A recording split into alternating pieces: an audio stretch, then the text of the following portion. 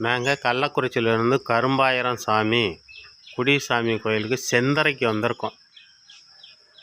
செந்தரை பக்கத்தில் உடையான்குடி காட்டுக்கு வந்திருக்கோம்.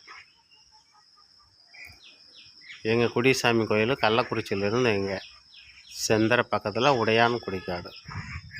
இன்றைக்கி வந்திருக்கோம். கார்த்திகை தீபம் 2வது நாள் பார்த்துட்டு போகலான்னு வந்திருக்கோம். எங்கள் பசங்கள்லாம் காலேஜிலேருந்து வந்திருக்குறாங்க.